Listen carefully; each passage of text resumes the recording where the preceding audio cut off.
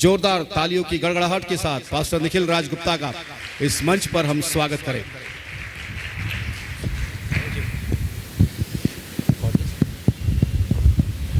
Thank you sir for the warm welcome. प्रभु यीशु मसीह के अनुपम नाम में फिर से एक बार आज की शाम प्रिय पासवान, प्रिय विद्यार्थी, विश्वासी और जितने भी हमारे कलीसिया के कार्यकारिणी समिति सदस्य हैं, आप सभी का प्रभु यीशु मसीह के नाम से स्वागत करते हैं। जैसे आप सभी को अवगत है कि कुरिन्थियों की पत्री के ऊपर इस समय शिक्षाएं चल रही है और पिछले सप्ताह पास्टर विल्सन ने पहले अध्याय की शिक्षा हम तक पहुंचाई और उसके पूर्व आपने यह भी सुना कि हमें वरिष्ठ पासवान के द्वारा इसकी रूपरेखा या परिचय हम तक पहुंचाया गया और आज हमारे पास समय होगा कि हम इसके दूसरे अध्याय को अध्ययन करें। लेकिन इससे पहले कि हम उसके दूसरे अध्याय में जाएं, एक संक्षिप्त परिचय मैं कुरिन्थ के ऊपर और कुरिन्थ की पत्री के ऊपर देना चाहूंगा।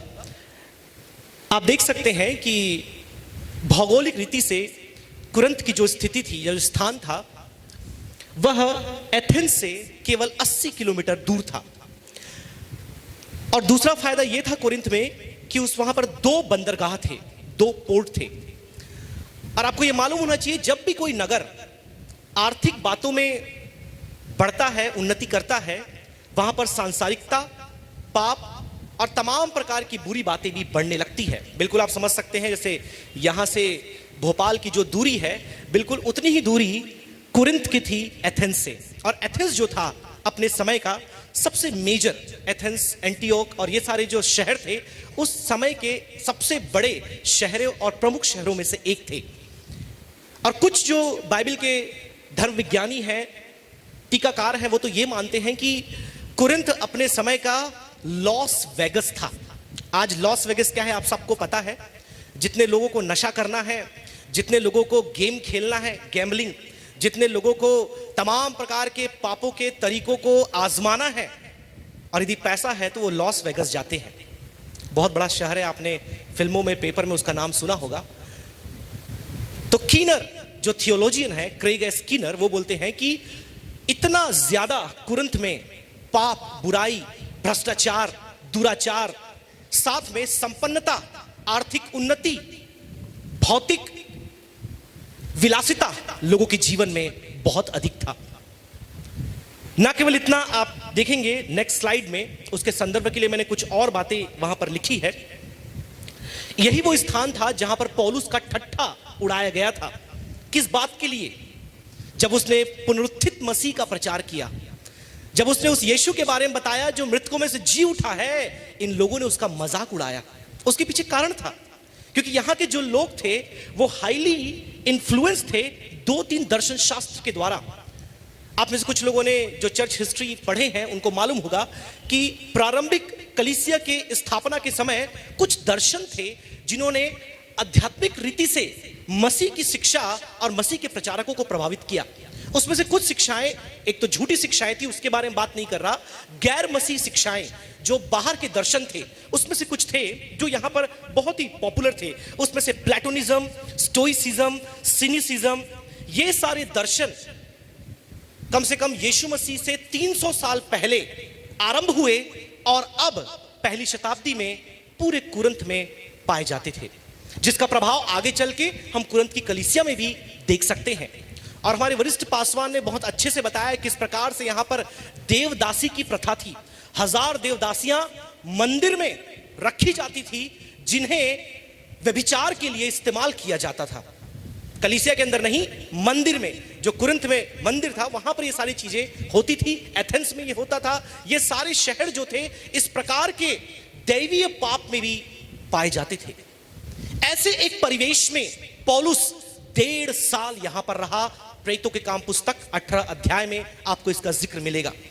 कई चर्चा आपको यहां पर दिखेंगे नहीं, लेकिन आप जाकर के ब्लॉग में इन सारी बातों को पढ़ सकते हैं, क्योंकि समय नहीं होगा सारी स्लाइड्स को हम देख पाए, लेकिन टीचिंग तैयार है। आपको समय मिलेगा तो आप मेरे ब्लॉग में जाकर के इन सारी बातों को पढ़ पाएंगे। लगभग 1.5 साल पौलुस यहां पर रहता है और परमेश्वर की सेवकाई करता है। पहले वो यहूदियों के बीच में जाता है, और जब यहूदियों से उसको सही प्रत्युत्तर नहीं मिलता तो वहां पर वो अन्य जातियों के बीच में जाता है। और ऐसा मानते हैं कि जब वो अन्य जातियों के बीच में सेवा कर रहा था, तब वो एक कलीसिया का स्थापना उसने किया। और वहां पर जब वो पहुंचा, ना केवल यहां पर एक और बहुत ही इंटरेस्टिंग आर्ग्यूमेंट है कि पौलुस यहां पर और क्या करता था। तो वचन में ये लिखा है प्रेरितों के काम पुस्तक में, वहां पर वो क्या करता था? तंबू बनाता था। यही वो स्थान था जहां पौलुस क्या करता था? तंबू बनाता था। क्योंकि सर्वाइवल के लिए अभी कलीसिया बनी नहीं है, तो जीने खाने के लिए पैसा कहां से आएगा? कुछ ना कुछ तो करना पड़ेगा ना। कलीसिया की स्थापना अभी नहीं हुई है और यहूदी लोग भी उतना मुझे स्वीकार नहीं कर रहे हैं। तो अपनी जीविका के लिए अक्विला प्रिस्किल्ला के साथ मिल करके वो यहां पर क्या करता है? तंबू बनाने का कार्य करता है, टेंट में। क्योंकि अक्विला प्रिस्किल्ला भी यही काम करते थे।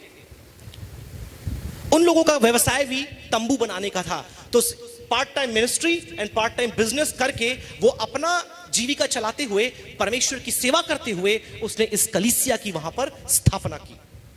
तत्पश्चात आप देखते हैं इस नगर में और भी कुछ बातें थी जो बहुत ज्यादा प्राथमिकता दी जाती थी, जिसमें से मैं आपको बताऊंगा दर्शन शास्त्र जो इन्होंने अपने दर्शन शास्त्रियों से सीखा था।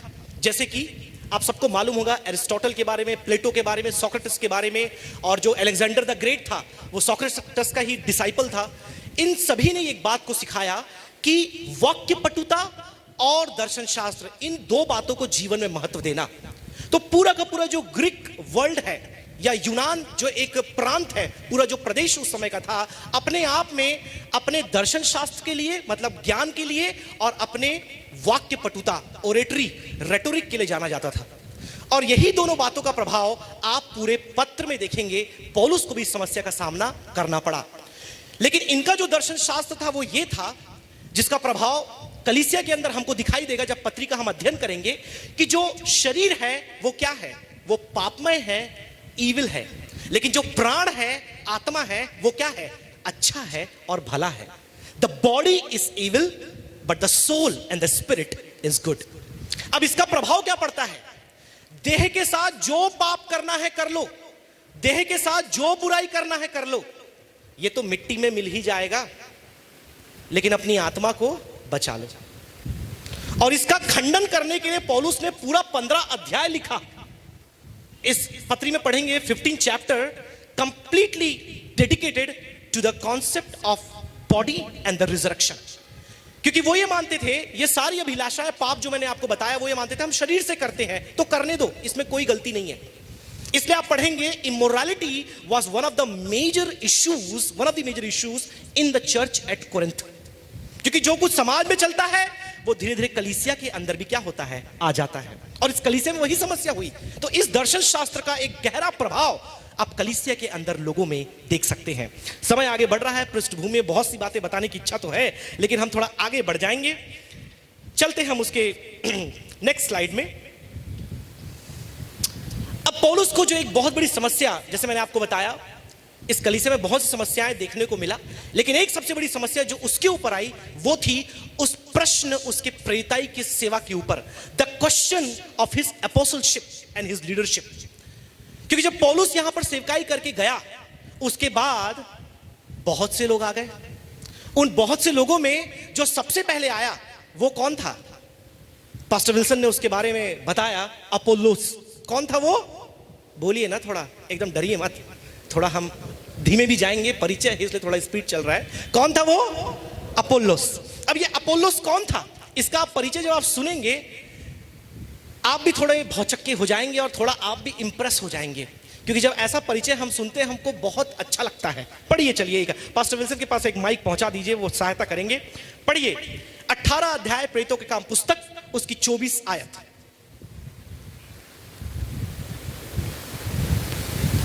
प्रेरित 18 उसका 24।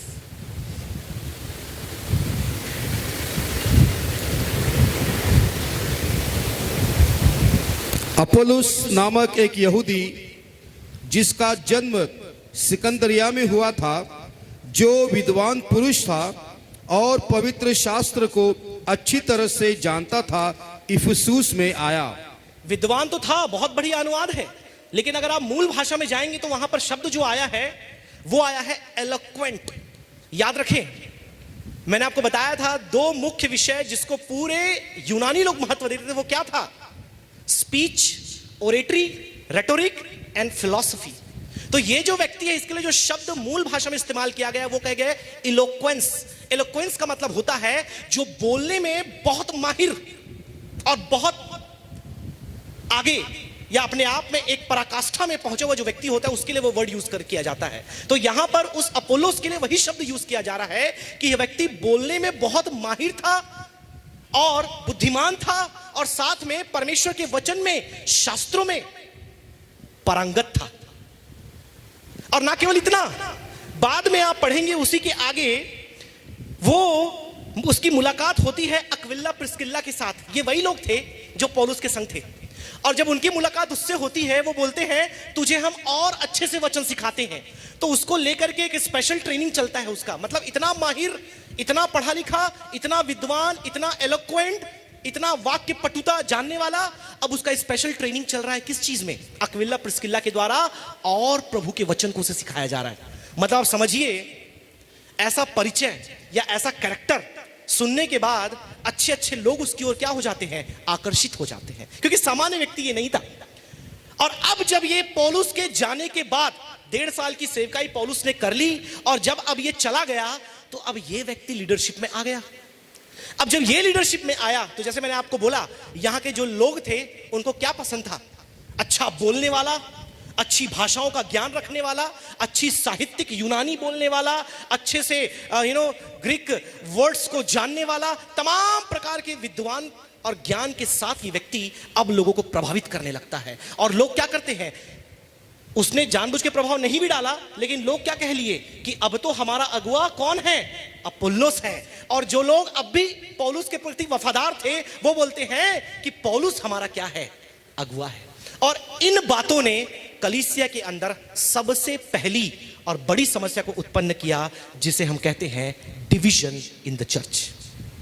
कलीसिया में इस विचार ने एक बड़ा विभाजन पैदा कर दिया, और फिर यहां से समस्या बढ़ती चली जाती है। ना केवल इतना, आप आगे पढ़ेंगे आपको मालूम चलेगा। पढ़िए उसका 2 कुरिन्थी 10:10।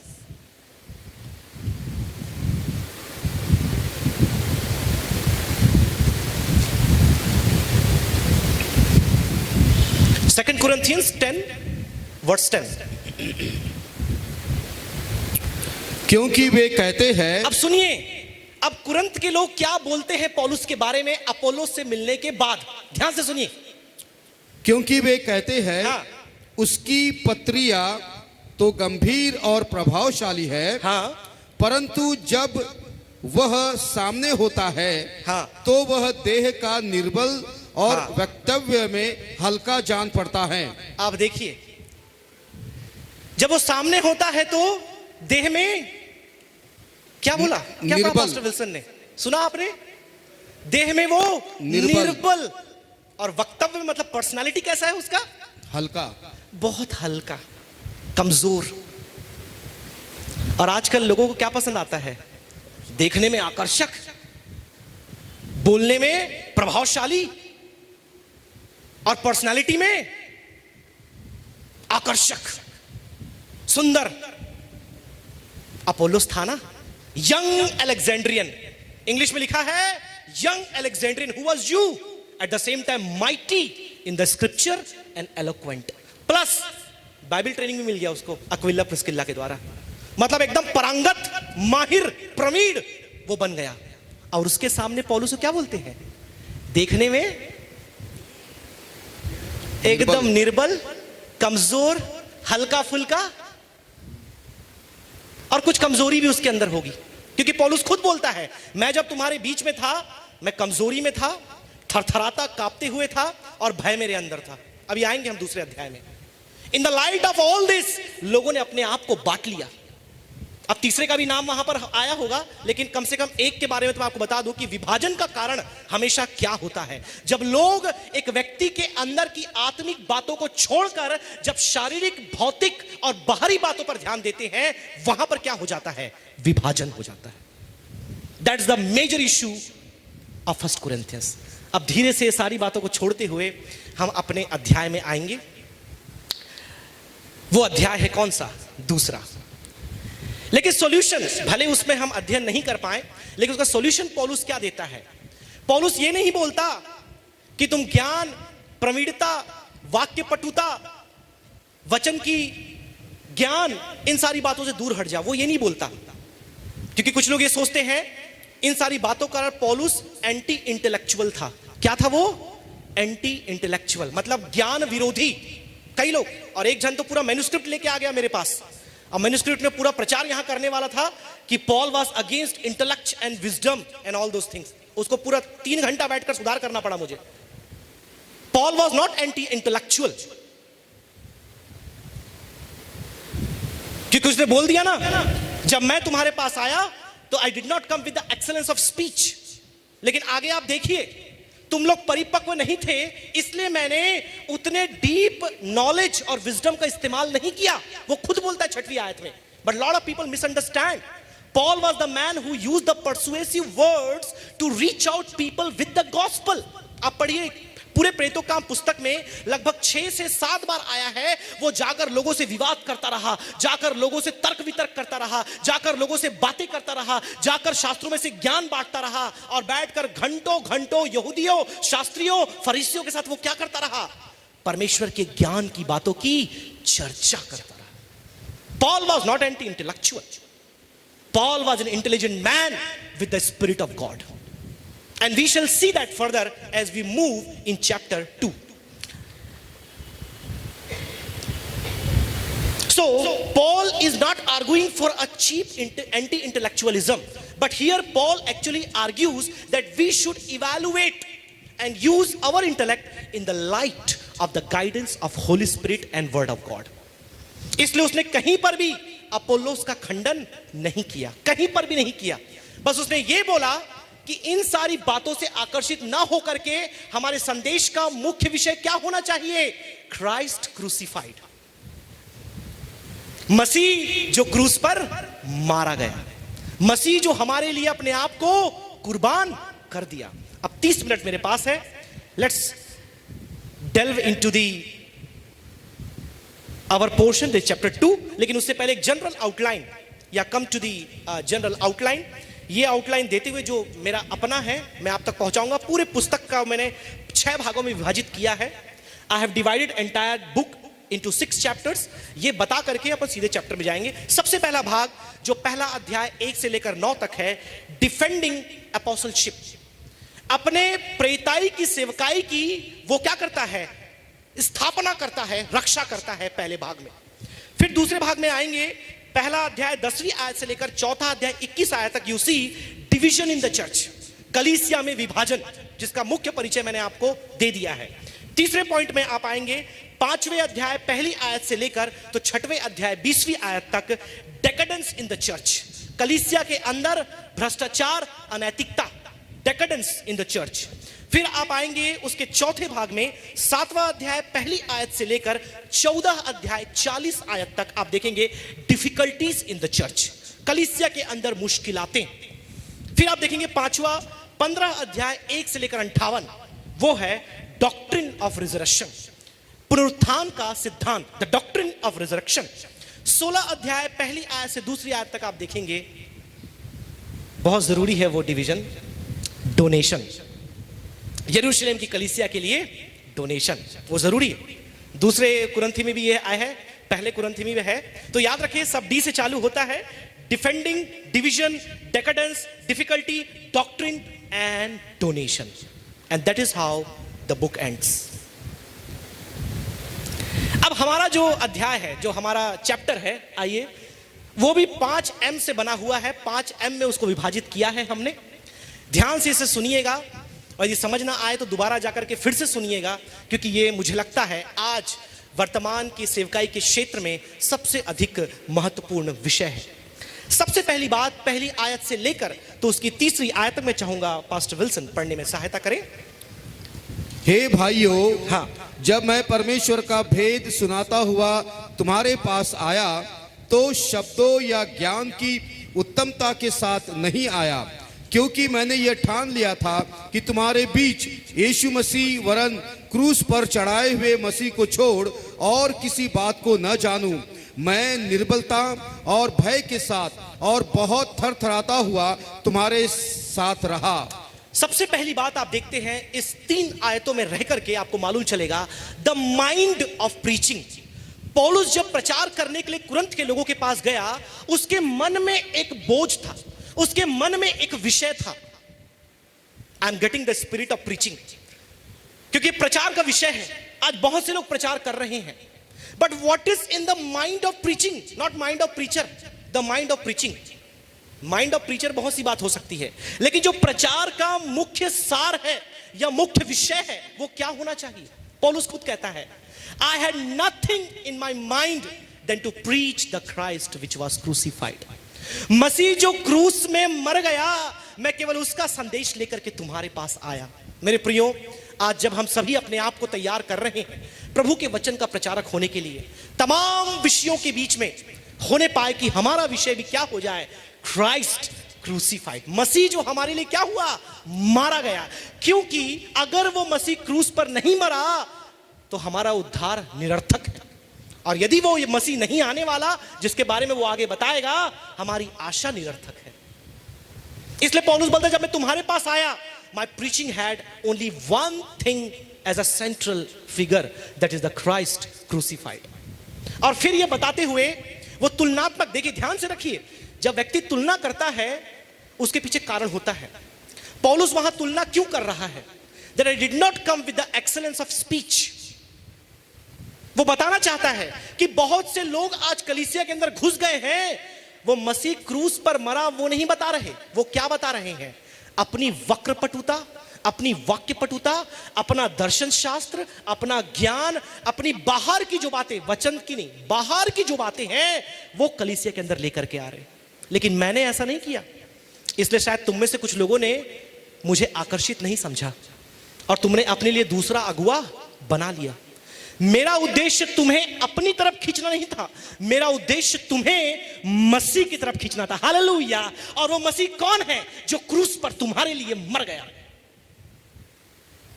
And he's making a comparison between the people with the excellence of speech and the person preaching the Christ crucified. I wish I had some more time, लेकिन दूसरे पॉइंट में हम जाएंगे, बहुत सी बातें वहां पर है।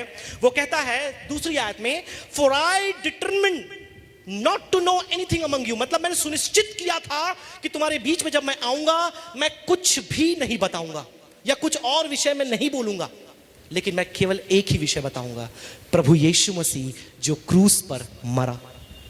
Because that is the message for which God called me and I had the burden. और फिर फर्दर आगे बोलता है, I was with you in weakness, in fear and in much trembling. बहुत से स्कॉलर्स, आगे बढ़िए थोड़ा, स्लाइड बढ़ाइए। हाँ, ये जो बोलता है I was among you, 3 बातें बोलता है, in weakness, in fear and in trembling. बहुत से स्कॉलर्स इन तीनों बातों में मतभेद दिखाते हैं, specially scholars like F.F. Bruce, Thiselton and Kleiner. और कुछ थियोलॉजियन ये मानते हैं कि वो भयभीत इसलिए था क्योंकि जो इससे पहले उसका अनुभव था, मतलब 16 और 17 आयत में वो कुछ स्थानों में गया और लोगों ने सुसमाचार को स्वीकार नहीं किया, तो वो भयभीत था, वो चिंतित था कि हो सकता है यहां भी लोग सुसमाचार को स्वीकार ना करें। आप ये मत सोचिए कि प्रेतों काम में जहां जहां लोग गए सबों ने गले लगा करके प्रेतों का स्वागत किया। कहीं पर प्रेतों को तिरस्कृत किया गया, कहीं पर ठट्ठा उड़ाया गया, कहीं पर पीटा गया और कहीं पर खुद दुर्घटनाग्रस्त हो गए, कहीं तो सांप ने भी काट लिया। कई बार हमको ऐसा लगता है ना, पास्टर विल्सन अभी प्रेयर कर रहे थे, बता रहे थे हमारे जवान सेवकाई में थोड़ा सा एम्पेरिकल टच देना पड़ेगा। सेवकाई में जाने वाले हैं, कहीं पर भी खड़े हो जाएंगे तो सब कुछ अच्छा अच्छा होगा, चांदी चांदी रहेगी, है ना, सब कुछ एकदम मस्त रहेगा। भैया तैयार रहो, लोग पथरवाह भी कर सकते हैं, लोग मार भी सकते हैं, लोग आपको चोट भी पहुंचा सकते हैं, लोग आपका तिरस्कार कर सकते हैं, लोग आपका ठट्ठा उड़ा सकते हैं। अरे ये क्या पुनरुत्थान की बात कर रहे हो? पुनरुत्थान हमारे पुरखाओं में कभी किसी ने, किसी दर्शन शास्त्री ने आज तक पुनरुत्थान की बात नहीं की। तुम कहां के पुनरुत्थानित मसीह की बात कर रहे हो भैया? मेरे प्रियो, अपने आप को तैयार करें। You may have rejection. तो so as I told, scholar agree that previous experience of the Paul was not that favorable. Therefore, he was very reluctant and fearful to preach gospel to the people at Corinth. क्योंकि मैंने बताया कुरंत के लोग मामूली लोग नहीं थे, बहुत पढ़े लिखे, ज्ञानी, विद्वान, दर्शन शास्त्री और धनी लोग थे। आज भी ऐसा होता है, बड़े सर बैठे होते हैं सामने, हमारे टीचर लोग भी घबरा जाते हैं, हम भी डर जाते हैं।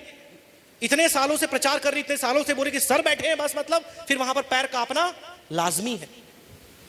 और वहीं जब सर नहीं है, एक तो हमारे ऐसे थे टीचर, बाहर से आते थे, सबसे पहले खड़े होकर बोलते थे, आई am not a theologian and I am not a scholar. पहले ही बोल देते थे, मतलब पहले ही मंच सेट। तो गलती गड़बड़ हुई तो माफ कर देना। पौलुस ऐसे लोगों के सामने खड़ा था जो मामूली, देखो पौलुस डरने वाला नहीं है। ये पौलुस वही था जो मसीहों को मारता सताता और क्या था, एक प्रकार का चरमपंथी था। लेकिन अब घबरा क्यों रहा है? ऐसा होता है, कई बार हमको भी डर लगता है, कई बार हमको भी घबराहट होती है। आपको क्या लगता है, यहां पर खड़े होकर प्रचार कर रहे हैं, मन में डर नहीं है, घबराहट नहीं है? इतने लोग बैठे हैं यहां पर, परमेश्वर के दास लोग बैठे हैं, ऑनलाइन चल रहा है। Timidity is common, lack of confidence, सब कुछ लाजमी है, आएगा, होगा। And then some people they say, some scholars they have strong argument and they say Paul was week. पौलुस क्या था? कमजोर था। कई लोग बोलते हैं कमजोर शारीरिक रूप से था, जैसे मैंने बोला, दिखने में नाटा, छोटा, पतला, कोई अच्छा व्यक्तित्व नहीं। फिर कई लोग बोलते हैं उसके आंखों में समस्या थी, क्योंकि कुछ आयतें हैं वहां पर वो बताता है there was problem in his आई।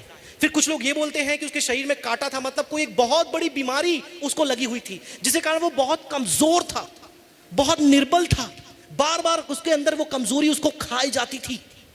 पौलुस खुद बोलता है, ये काटा प्रभु तू निकाल। तो अब कांटे का इंटरप्रिटेशन तो कई है, कम से कम मैंने 15 सुना है कांटे का इंटरप्रिटेशन। आप लोगों ने कितना सुना है, कितना पढ़ा मुझे पता नहीं, लेकिन वो कांटा क्या है आज तक कोई सर्टिनिटी के साथ नहीं बता पाया है, और अच्छा ही नहीं बता पाया, ताकि हमारा सब कांटा उसमें समानता मिल जाए। क्योंकि कोई बोल देता ऐसा है तो फिर बाकी समस्या कैसे हम रिलेट करते, प्रचारकों का थोड़ा मुश्किल हो जाता, राइट। तो ये कुछ बातें थी पहले का अनुभव, जो जनक जमायत थी, बौद्धिक, ज्ञानी, प्रभावशाली, धनी थे।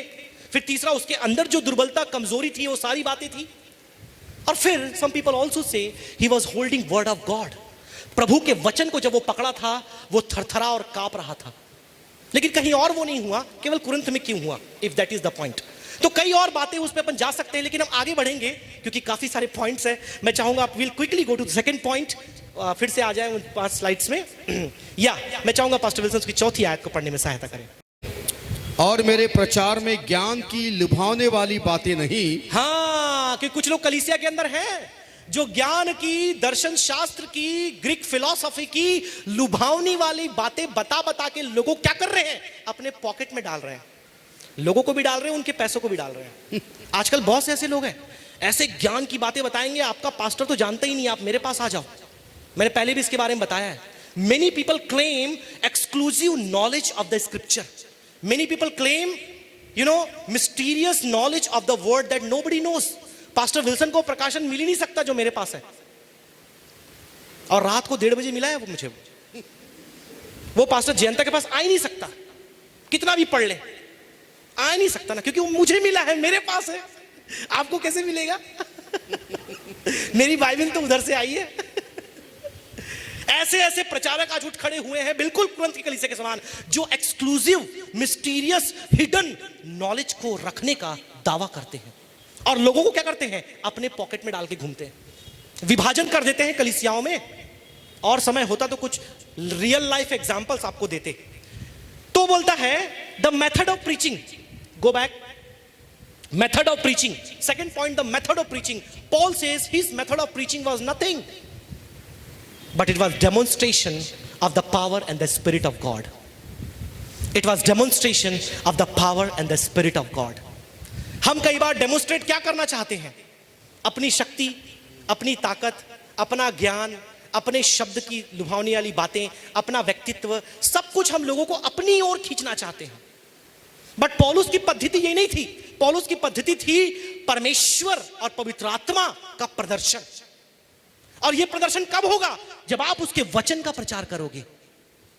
कहानी, कविता, जैसे कल पास्टर विल्सन भी बोल रहे थे जब ग्रेजुएटिंग बैच को उत्प्रेरित कर रहे थे कि तुम क्या करना, यहां की कहानी वहां कहानी, यहां की बातें वहां की बातें, अपनी तुरही नहीं फूकना। किसकी तुरही फूकना?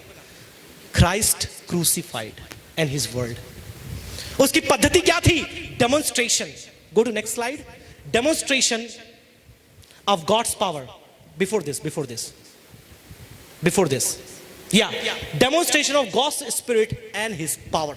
That was his method. We'll go to the third point quickly. छठवीं आयत पढ़ दीजिए पास्टर विल्सन।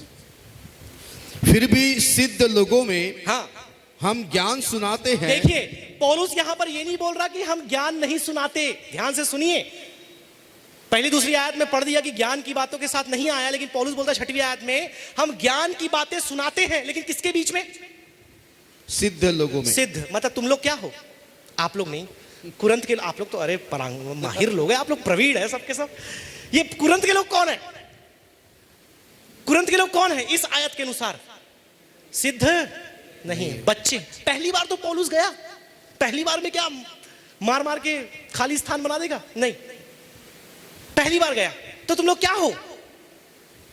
इमैच्योर हो, तुम शिशु हो, बच्चे हो। और तुम लोग अपेक्षा कर रहे थे कि तुमको मैं बड़े गहरे थियोलॉजी बताऊं। परिपक्व हो जाओ, थोड़ा सिद्ध हो जाओ, फिर लेके चलते ना रोमियो की पत्री में। बाय द वे, अगर रोमियो की पत्री पौलुस को महान धर्मविज्ञानी बनाती है, पहले कुरिन्थी दूसरे कुरिन्थी की पत्री उसको महान प्रशासनिक बनाती है। नहीं समझे आप लोग? A book of Romans, Galatians, Ephesians proves Paul to be a great theologian. The first Corinthians proves Paul to be a great administrator. क्योंकि समस्याओं का समाधान जिस रीति से वो करता है, वाह, परमेश्वर का केवल आप धन्यवाद ही करोगे वो सुनने के बाद। So he was not just a great theologian, he was not just a great missionary, but when you read First Corinthians, you will realize he was one of the greatest administrator, प्रशासनिक। और कई बातें हाँ प्रियो अपनी सेवकाई में सीख सकते हैं पौलुस के जीवन से, कैसे उसने समस्याओं का समाधान किया। याद रखें, पहले कुरिन्थियों की पत्री उसने अपने मन से नहीं लिखा है। ध्यान से सुनिए, पास्टर विल्सन ने भी इस बात को बताया कि जब उसको सुनाई दिया क्लोए के परिवार के द्वारा, किसके द्वारा? From the family of Chloe, that there are questions and problems in the church at Corinth. कुरिन्थ की समस्या, परेशानी के बारे में, प्रश्नों के बारे में पौलुस को जब मालूम चला, तब उसने क्या किया? उन समस्याओं के समाधान के रूप में इस पत्री को लिखा। और फिर आप देखिए वो बताता है what was his method. Demonstration of the spirit and God's power, which is the gospel of God, the proclamation of the resurrected Messiah. आगे बढ़ेंगे, पढ़िए उसकी 10वीं आयत।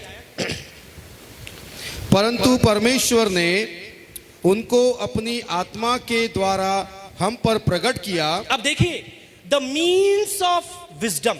अब ये जो बुद्धि है, द मिस्ट्री ऑफ विजडम, मैंने आपको बताया कि जो रहस्य जो उस बुद्धि का है वो क्या है? Lord of glory. कोई और रहस्य नहीं है बाइबल में। कई लोग बहुत से रहस्य बताने की कोशिश करते हैं, याद रखें बाइबल में कोई रहस्य नहीं है, केवल एक ही रहस्य है जो युगों युगों से छुपा हुआ था। क्या था वो रहस्य जो युगों युगों से छुपा हुआ था? क्या था वो? द लॉर्ड ऑफ ग्लोरी, महिमा का प्रभु, हमारा परमेश्वर प्रभु यीशु मसीह। वो बोलता है this wisdom is a mysterious wisdom. Mystery क्या है इसमें? जो युगों युगों से छुपा हुआ था, हमारा उद्धारक प्रभु यीशु मसीह। और वो बताता है द लॉर्ड ऑफ ग्लोरी, महिमा का परमेश्वर प्रभु, जिसने हमारे लिए अपने आप को बलिदान दिया। So the mind of preaching, Christ crucified, the method of preaching, the demonstration of God's spirit and power, and the mystery of wisdom. क्योंकि अब पौलुस एक ऐसी बुद्धि के बारे में बात करता है जो यूनान की बुद्धि से अलग था। He makes a comparison from the wisdom above and the wisdom below. You see this dualism in Johannine literature also. Even you see this dualism in the James epistle also. They try to compare the two things together and say one is from below and one is from above. तो पौलुस बोलता है दूसरे प्रचारक तुम्हें बुद्धि के बारे में, ज्ञान के बारे में बताते हैं, लेकिन वो इस संसार की है, वो यूनानी दर्शन शास्त्र की है, वो प्लेटोनिक है, वो स्टोइक है, वो सिनिक है और पता नहीं क्या क्या है। लेकिन जो बुद्धि की बात मैं करता हूं वो बुद्धि किसकी है? लॉर्ड्स ग्लोरी, प्रभु की महिमा की। और ये मिस्टीरियस है। ये मिस्टीरियस इसलिए नहीं है कि केवल पास्टर निखिल या पास्टर विल्सन अकेले जानते हैं। ये मिस्टीरियस इसलिए है क्योंकि युगों युगों से ये छिपा हुआ था और अब वो क्या हो गया है, प्रकट हो गया है। और उसी संदेश को जो गुप्त कथा मैं उजागर करने के लिए तुम्हारे पास आया हूं, द लॉर्ड ऑफ ग्लोरी। चलते हैं उसके चौथे पॉइंट में, पढ़िए उसकी 10वीं आयत। परंतु परमेश्वर ने हाँ। उनको अपनी आत्मा के द्वारा हम पर प्रकट किया। अब प्रश्न ये उठता है कि बुद्धि हमारे पास आई कैसे? विजडम तो ठीक है, बुद्धि आई है, लेकिन किसके द्वारा आई है? पौलुस वहां पर स्पष्ट रूप से बोलता है, ये मेरे ज्ञान, मेरी समझ, मेरे बुद्धि से नहीं आया। ये किसके द्वारा आया? He says very clearly, it has come the means of wisdom. मतलब बुद्धि के आने का माध्यम क्या है? होली स्पिरिट, पवित्र आत्मा। याद रखें, आप कितना भी पढ़ लें, कितनी भी डिग्री हासिल कर ले, आपको हमेशा, हर दिन, हर एक संदेश को तैयार करने में पवित्र आत्मा की अगुवाई की आवश्यकता है। अगर वो पवित्र आत्मा आपका मार्गदर्शन न करे तो हो सकता है आपका संदेश निरर्थक हो जाए। कई बार ऐसा होता है कि हम अपने बुद्धि, अपने विवेक, वो सारी बातें जरूरी है और वो सब परमेश्वर ने आपको दिया है, but what you should not ignore is the inspiration and the guidance of Holy Spirit. पौलुस इस बात को बोलता है, मैं अपने बुद्धि से नहीं आया, मैं अपने ज्ञान से नहीं आया। ये लोग अपनी बुद्धि ज्ञान से तुम्हारे पास आ रहे हैं। अपोलोस का नाम नहीं लिया, याद रखें, I am not talking about Apollos but the other people who made the division in the church. वो बोलते हैं they came by their wisdom, but मेरे तुम्हारे पास वचन को पहुंचाने का माध्यम क्या था? Holy Spirit. Let's go to the last one, the man of wisdom, उसकी 14 आयत। परंतु शारीरिक मनुष्य हाँ। परमेश्वर के आत्मा की बातें ग्रहण नहीं करता। Again you see here a kind of dualism, or some people even go trianism, because यहां पर 3 लोग के बारे में बताता है। एक तो प्राकृतिक मनुष्य, एक सांसारिक मनुष्य और एक आत्मिक मनुष्य। Who is the man of wisdom? एक स्लाइड पहले करें।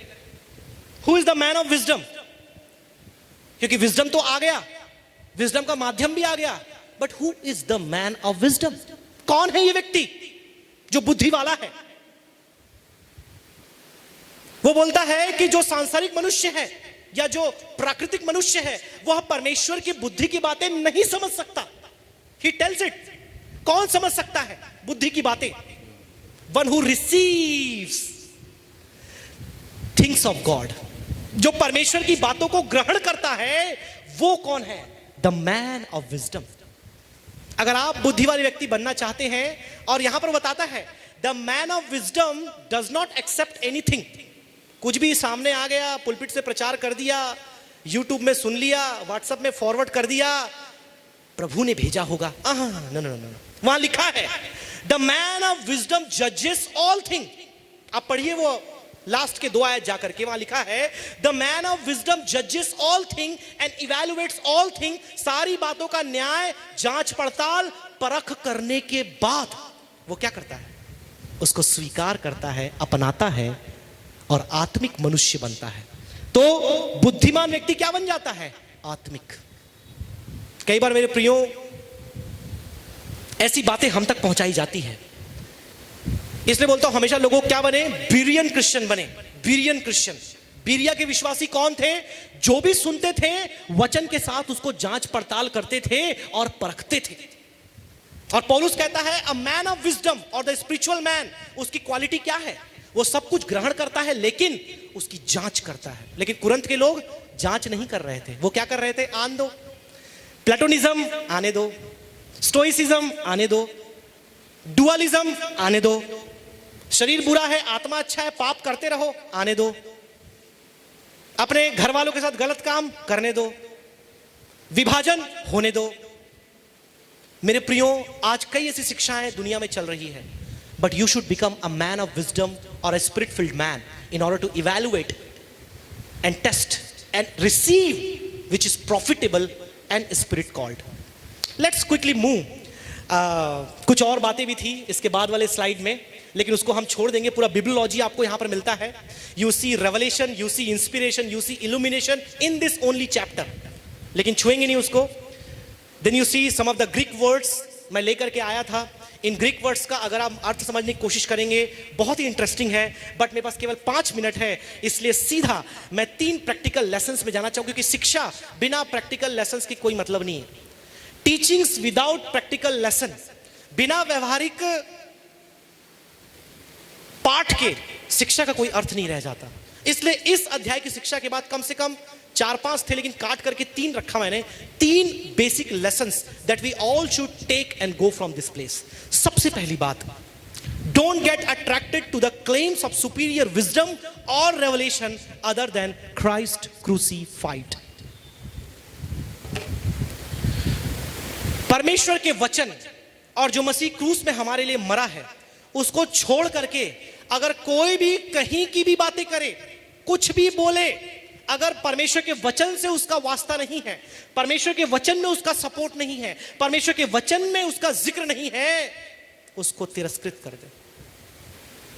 पौलुस ने अपोलोस का खंडन नहीं किया, पौलुस ने किसी और अगुवे का खंडन नहीं, किसी का नाम नहीं लिया उसने, लेकिन वो तिमोथी की पत्री में लेता है, कुछ झूठे शिक्षकों का नाम लेता है, लेकिन यहां पर उसने नहीं लिया। लेकिन उसका यह मतलब नहीं है कि तुम उससे बच के मत रहो। उसने इनडायरेक्टली सबको बता दिया कि भैया ये सब प्रचार जो करने वाले हैं ना, उनसे दूर रहो, because they want to attract you towards their extra biblical knowledge और एक्स्ट्रा बिब्लिकल रेवलेशन। इसलिए हमारे पासवान हमेशा बोलते हैं, अगर कोई और अतिरिक्त प्रकाशन की बात करें तो उनका प्रकाशन लेकर के बोलो, भैया प्रकाशित वाक्य के बाद हम आपका प्रकाशन लगा देते हैं, अगर इतना आपको लगता है मिला है।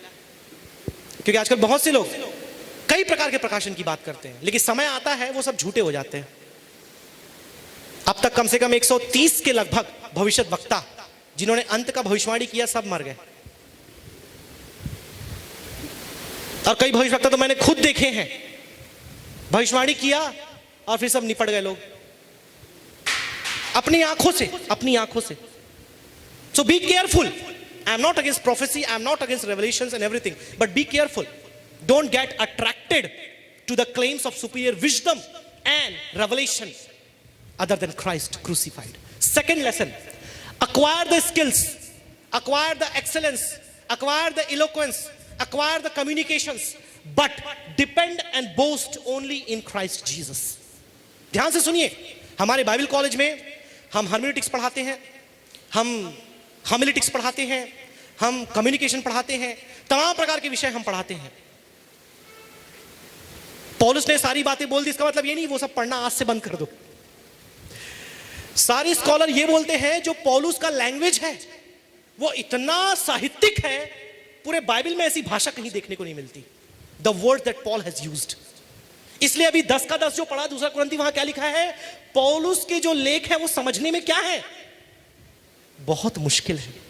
वहां नहीं, आप पतरस पढ़िएगा, पतरस खुद बोलता है, अरे पौलुस की कुछ बातें तो मुझे भी समझ में नहीं आती। इतना डीप, इतना थियोलॉजिकल, और I should say philosophical theology, इतना भयंकर, समझ बूझ में भी नहीं आता। इसलिए पूरा हमारा सब्जेक्ट है पॉलाइन थॉट और पॉलाइन थियोलॉजी, पूरे सेमेस्टर पढ़ाना पड़ता है, फिर भी कंप्लीट नहीं होता। 3-4 बार तो मैंने ही पढ़ाया, खत्म ही नहीं होता। इतना गहरा, इतना डीप और इतना प्रचुर है अपने आप में। कम से कम 15 से 16 मेन लाइन थियोलॉजियन है पॉल के ऊपर जो बुक लिख लिख करके अब तक बैठे हुए हैं, अब भी खत्म नहीं हो पाया। Main line commentaries and books. लेकिन वो क्या बोलता है, सारा ज्ञान, सारा स्किल, सारा इलोक्वेंस, वाक्य पटुता, वक्र पटुता, शब्दों का ज्ञान, साहित्य सब पढ़ लो, लेकिन डिपेंड एंड बोस्ट, मतलब घमंड किस में करो, आश्रित किस पर रहो, प्रभु यीशु मसीह पर। आमेन, hallelujah. I know some of you are doing your studies in BTS, some of you in MDiv, and we wish you to go for MTS. Some of our teachers are doing higher study. Go and do it. I am not discouraging you. I am not teaching anti-intellectualism, because that statement is self-contradictory. अगर किसी ने बोला there is no knowledge, everything is anti-intellectual, वो self-defeating है, ऐसा कभी हो ही नहीं सकता। कई लोग पौलुस यही प्रचार कर रहा है बोलते हैं, यही सिखा रहा है लोगों को बोलते हैं। No, Paul is not teaching that. Paul was one of the most intellectual apostle that we ever had, and the writings he has produced is one of the most intellectual piece of writing that you see in the entire Bible. He supported and he was more persuasive than all other apostles.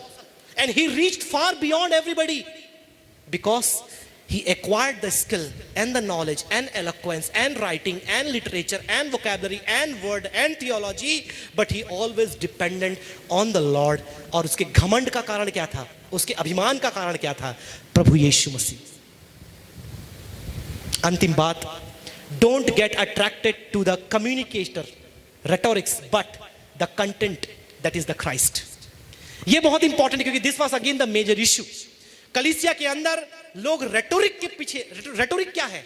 वाक्य पटुता, बोलने में बहुत माहिर, शब्दों में बहुत निपुण और बताने में आंसू बहा।